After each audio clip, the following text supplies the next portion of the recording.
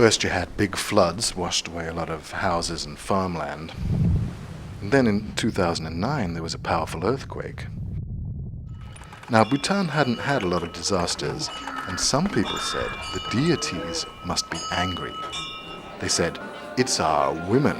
It's our women playing darts and sports and cavorting late at night in the dance clubs. Of course, the floods were caused by climate change melting the glacial lakes, and earthquakes aren't surprising in one of the world's most seismically active zones. But these mutterings of conservative voices reflected a feeling that things were changing. For decades, Bhutan was the world's most reclusive kingdom. Only opened up to foreigners in 1974, it banned TV until 1999. Village life is deeply conservative. This is a country of only 700,000 people, 70% of whom are subsistence farmers, and a fifth of them live on less than 70 cents a day. Meanwhile, youth unemployment is approaching 10%. So more and more, people are moving to the capital, Thimphu, to look for jobs. And women are leading the charge. Today you see women furniture makers. You see women entrepreneurs selling things in the street. In town you see women police officers directing traffic. I met one woman, 30 years old. She has 2 teenage kids. She got married at 16. She married her school teacher, in fact, who was 9 years her elder. That kind of thing used to happen a lot in Bhutan. Anyway, times are tough, and his one school teacher's salary wasn't enough to put food on the table. So she went out and started driving a taxi. Women taxi drivers. That's a new phenomenon.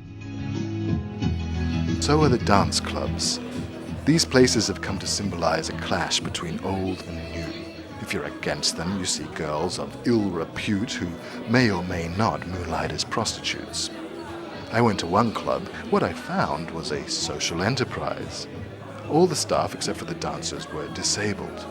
The male musicians and singers were blind, and the dancing girls all came from poor, rural families.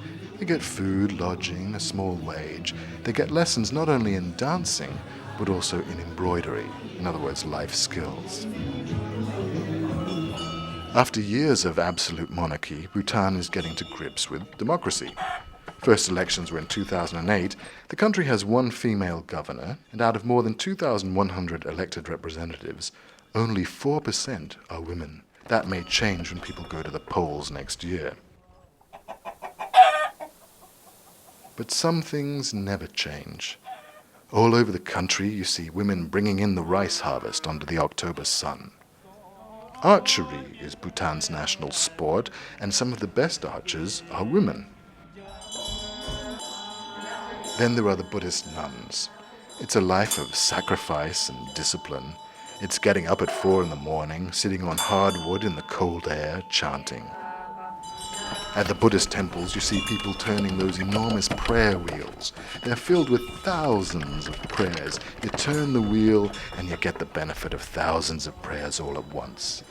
It would take you a very long time to recite them all, and in my book, that's a mighty handy shortcut.